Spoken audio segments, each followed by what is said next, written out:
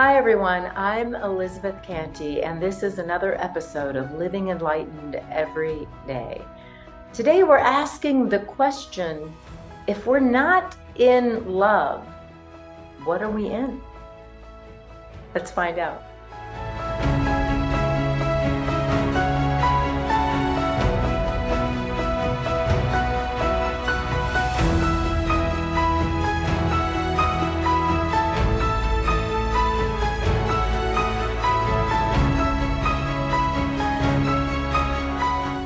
Today we're asking the question, if we're not in love, what are we in?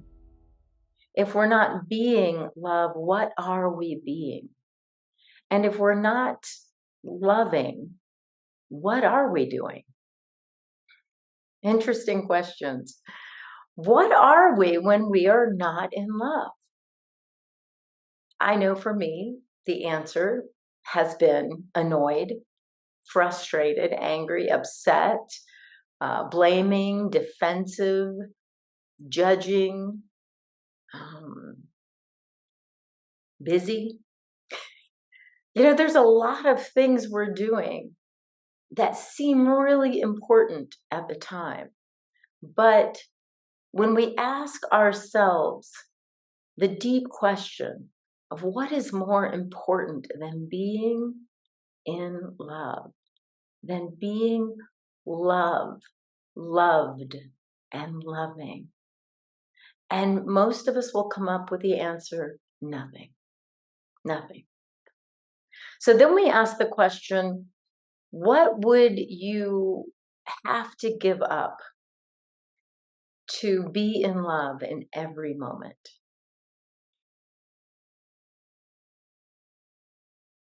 I invite you to think about that for a minute. What would you have to give up to be in love, to experience yourself as love in every moment? And I guess we have to ask the question, what is love? Most of us are very familiar with the romantic idea of love, the relationship love, the romantic love, the partnership love. We know familial love, parent and child, siblings. We know best friend, being in love with your best friend, just loving, kindness, things like that. But when we take away the idea of a reciprocal relationship, somebody's going to give us love, we're going to give them love. When we really explore the nature of love and ask ourselves, what is love? One of the answers I come up with, of course, is the creative energy of the universe, right? It's everything. It's everything is love. The expression of love, love being expressed, love living itself in love.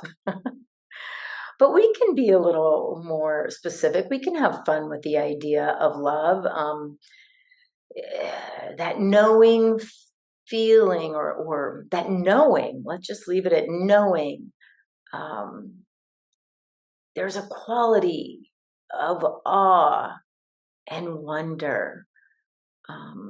There's a quality of excitement and of not knowing, giddy anticipation, trust and faith and safety. We're safe in love, and surrender. We surrender in love. So awe, wonder, excitement, anticipation, safety, surrender. What would you give up to experience that all the time?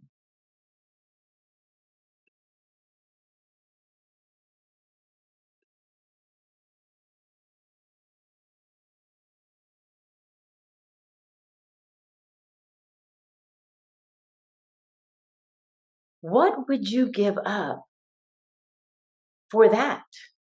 for that incredible feeling? What would you have to give up to be in that? Well, you'd have to give up being annoyed. Annoyed with all the little and big things. You can't be in love and annoyed. The two cannot occupy the same space. You'd have to give up being miserable. You can't be in love and miserable at the same time. You'd have to give up being hurt and angry. You'd have to give up being a victim and blaming the other, the situation, the past, the memory, the person, the events. You'd have to give up being in control. Love can't be controlled, and you can't be defensive. Love flees at the first sign of defensiveness. You'd have to give up your walls and your armor and your sword. Love can't be in the same place as defensiveness because love is the protector. That's love. Love does all that. In love, we can feel compassion and empathy, but not suffering. You'd have to give up your suffering. Oh, and you'd have to give up being right. Because only love is right. If I'm going to use that word right as if there's a wrong in love, but there's, in this context, using these words, love is always right, all the time, every time. Only love is right. And you'd have to give up your judgments because love can only see itself. It can only see love. And it loves itself. Loving love. There's no judgments. Love accepts everything right where it is. How would that feel? To be that open, spacious place of love and acceptance that can embrace everything, and yet nothing it embraces can hurt or harm it, can change it. That's who we are.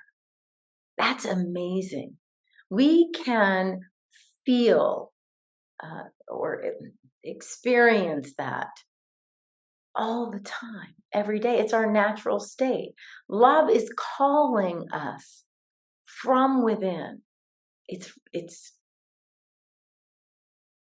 real and solid and full and clear. And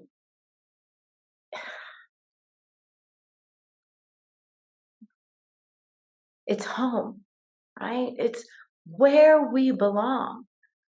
Last week, Troy Ismir talked about the story of the prodigal son, who, of course, goes on this journey of self-destruction, really, and returns home to a love that never left him. He left love, but love never left the prodigal son, right?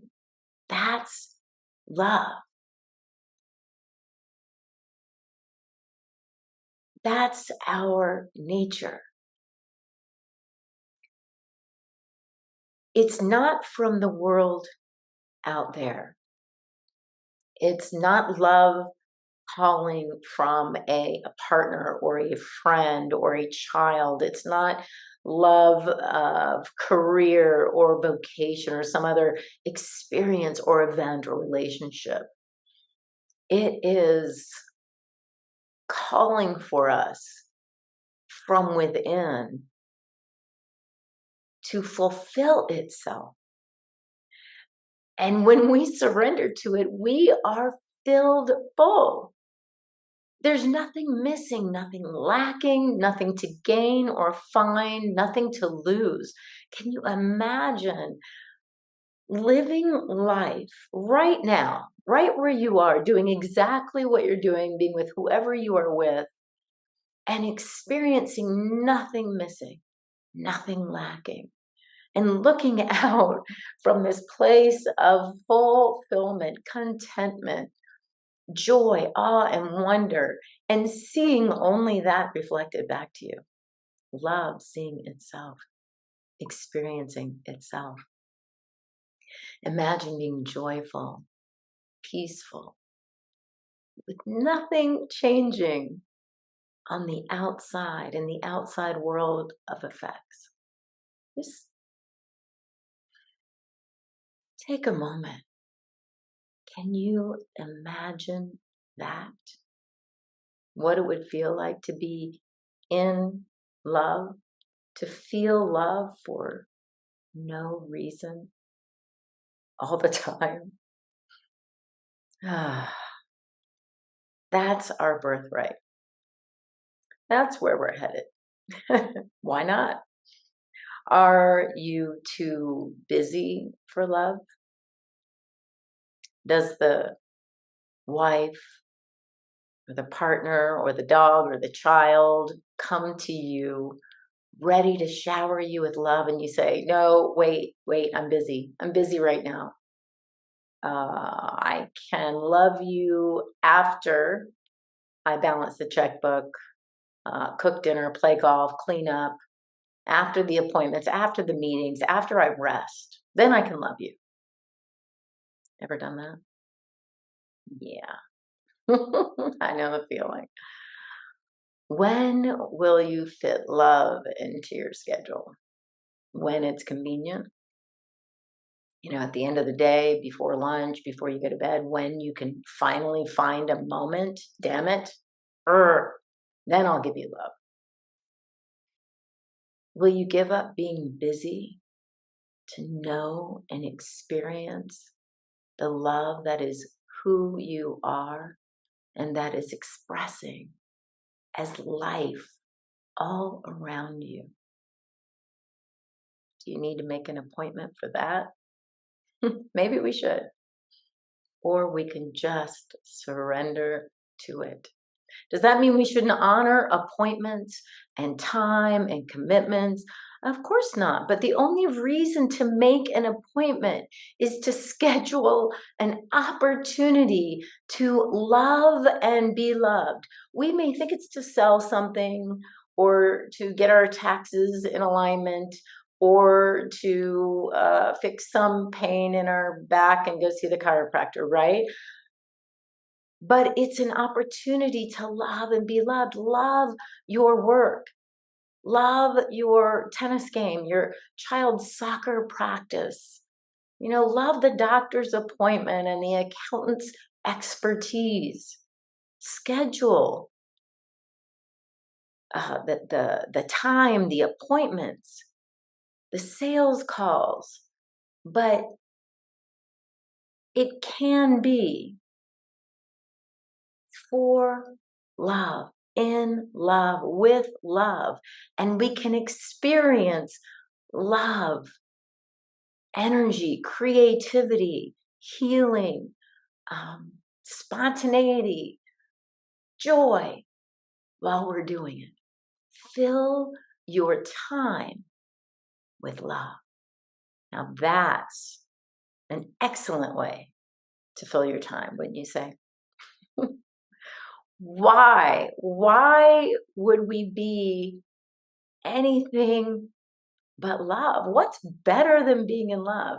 And as soon as I ask that question, I hear the answer: money, fame, fortune, control, power. Most of us are keenly aware that love is greater than any of these. As a matter of fact, most people want those things, hoping to get a glimpse of love as a result, right? They think they're going to be liked, loved, respected when they achieve the money, the fame, the fortune, the power, the control. But they are love now. And those things almost always, if they're not in love, they're obscuring love. They're blocking love. They're blocking our knowing ourselves fully, our true nature. They who want those things are love now too, but they just can't sense it. They think that the love or the joy that they will get from those things is outside of themselves, and they will look and seek and search until they remember to return within to source. They are love. You are love. I am love. There's nothing but love. So where is this love? Well, we just said it. It's within. It's who and what we are. It's always available.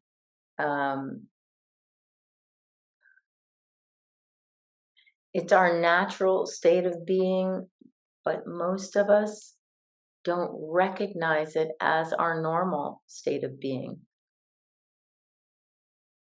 But when we're in it for a moment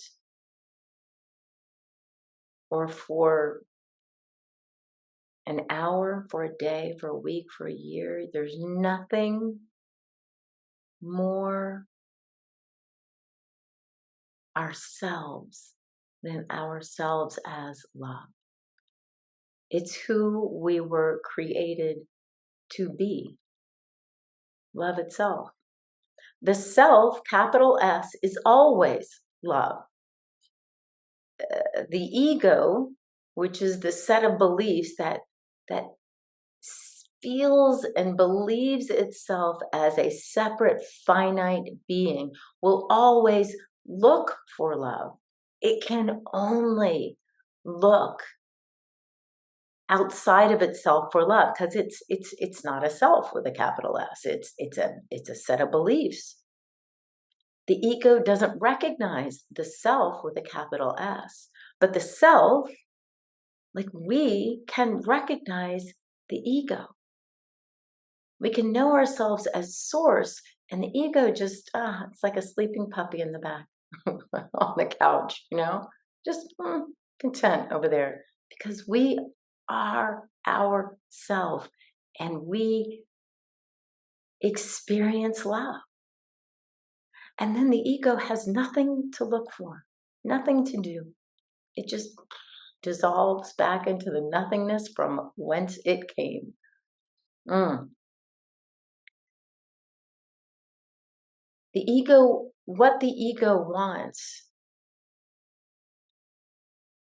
isn't true love. It's validation, acknowledgement, acceptance, to stand out, to stand above.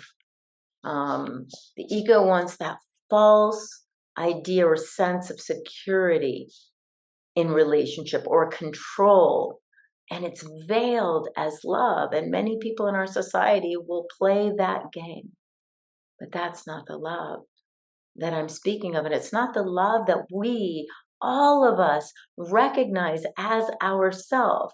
Those moments of unconditional love, we wake up to, and it's like, that love is always present. It's always available. It's the same love. The people might change, the situations change, the events change. The love is the same.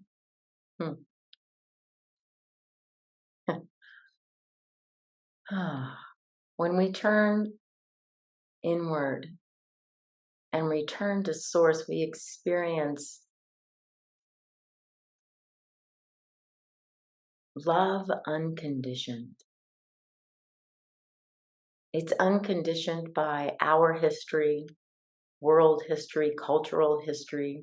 It's unconditioned by anything in the world of form. It is always with us, never left us. We could never be separated from it. To be in love, we have to give up the false sense of who we think we are in order to become who we were always meant to be. And becoming isn't the right word. It's revealing.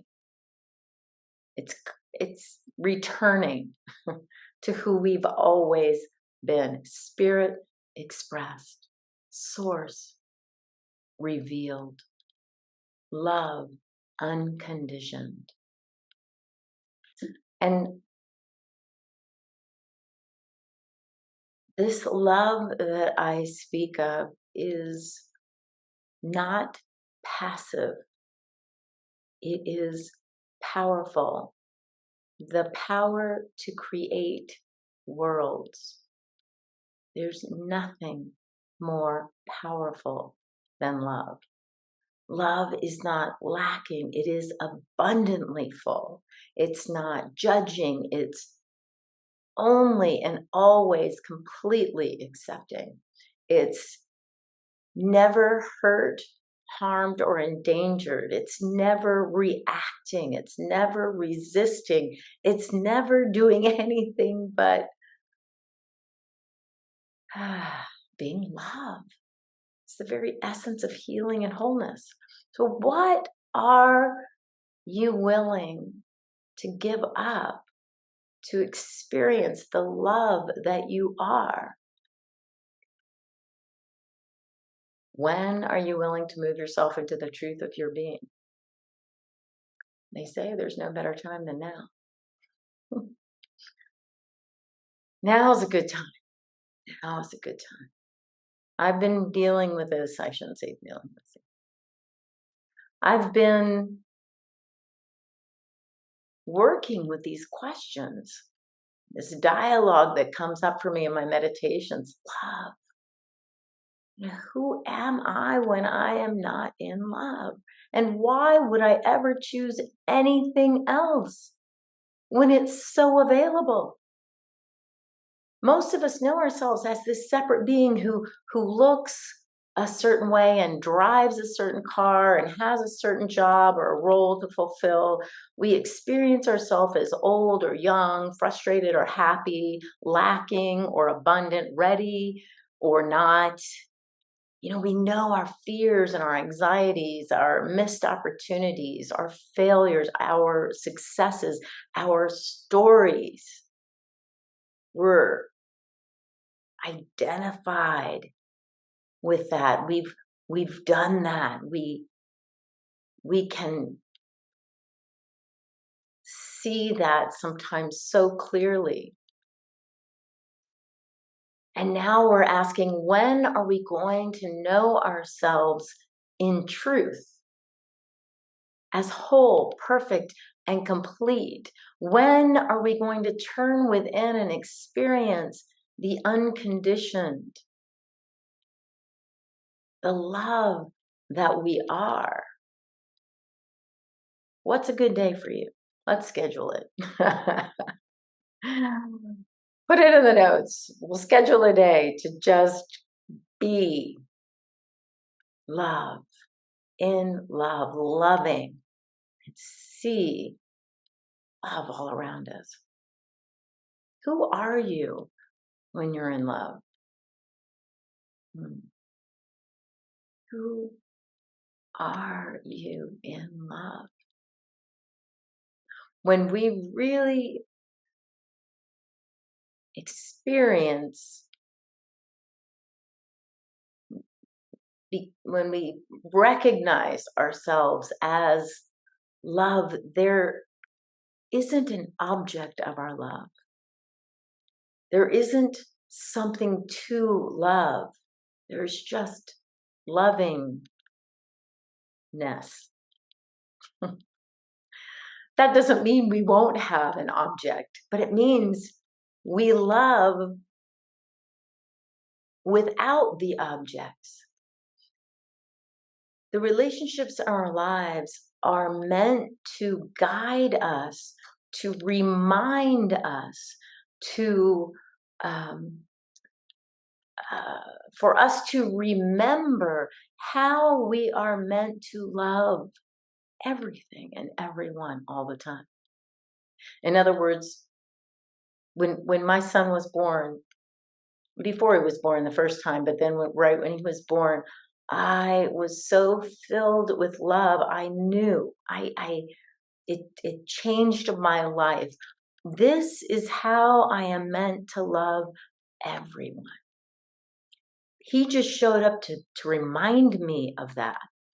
He came into my life to remind me, this is who you are. This is how you love. It was him. He showed me, he taught me. But if I just leave that love focused on him or on my romantic relationship or on my familial relationships, we're missing the point. All of those, any moment we've ever had of love of nature, love of our dog, our cat, our fish, love of anything in life, it is a remembrance, a pointer to the whole, to love and be loved and be in love. There's no object of love. There's love as a whole. We become completely present to life as love. So if we're not in love, what are we in? And if we're not being love, what are we being? And if we're not loving, what are we doing?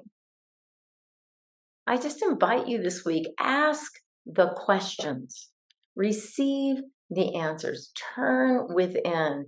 This awe and wonder, excitement, anticipation, joy, peace, connectivity, connection, this unconditional love is on the next breath. It's closer to you than you're breathing. Love is this never-ending river that flows from within. Be in the flow and know yourself as this divine expression of love and experience that love that surrounds you at every turn, in every moment, in every situation, in every relationship, as every activity.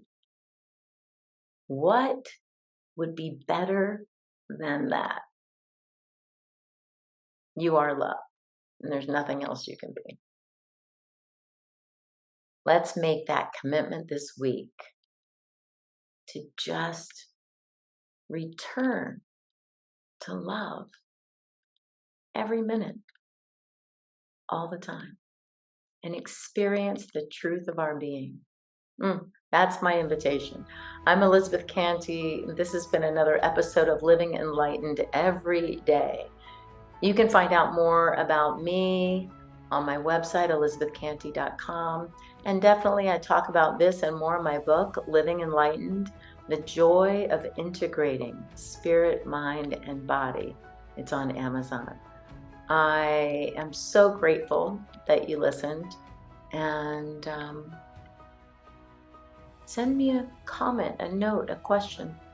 What else would you like to talk about? Let me know. I hope you spend this week laughing and loving and living enlightened every day.